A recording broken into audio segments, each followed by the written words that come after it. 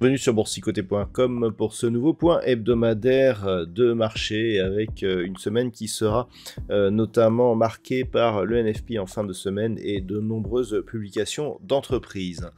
Ça commencera donc lundi avec une journée qui devrait être relativement calme puisqu'il n'y aura aucune statistique majeure et aucune société, je dirais, majeure qui va dévoiler ses résultats.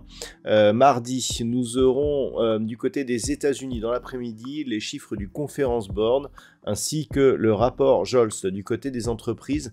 Eh bien, ce sera Google, donc anciennement Google, désormais Alphabet, eh bien, qui dévoilera ses résultats. Attention en ce qui concerne les statistiques et les diffusions cette semaine, comme nous avons changé d'heure et que ce n'est pas encore le cas du côté des États-Unis, eh bien les horaires seront avancés d'1 heure.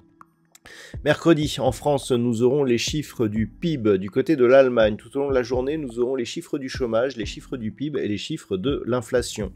Du côté de la Suisse, nous aurons donc la communication de la Banque nationale suisse sur l'évolution de ses taux d'intérêt. Dans l'après-midi, nous aurons les créations d'emplois ADP, donc qui préfigurent en général le NFP, ainsi que les stocks hebdomadaires de pétrole brut. En termes de micro-entreprises, nous aurons en France les chiffres de Schneider Electric et du côté des États-Unis, donc Meta et Microsoft. Jeudi sera la journée la plus chargée puisque en Chine, dans la nuit donc de mercredi à jeudi, nous aurons les chiffres du PMI. Du côté du Japon, nous aurons une diffusion de la Banque centrale du Japon sur l'évolution de ses taux d'intérêt. En France et en Europe, nous aurons des chiffres de l'inflation dans la matinée. Et du côté des États-Unis, eh bien, les chiffres du chômage hebdomadaire ainsi que les PCE Core, dont on sait que c'est un chiffre qui est observé donc par la Fed pour l'ajustement de sa politique monétaire. En termes de microéconomie, en France, donc, nous aurons les résultats de BNP et de Société Générale ainsi que de Total Energy qui publiera d'ailleurs aussi du côté des États-Unis. Et du côté des États-Unis, donc, nous aurons Amazon, Apple et Intel, entre autres, pour les plus connus.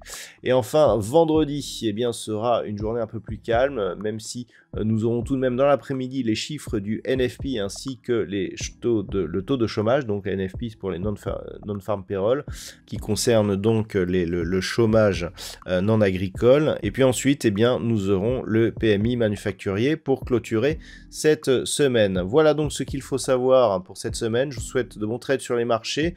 On se retrouve dès la semaine prochaine pour un prochain point hebdomadaire, toujours sur le site boursicoté.com.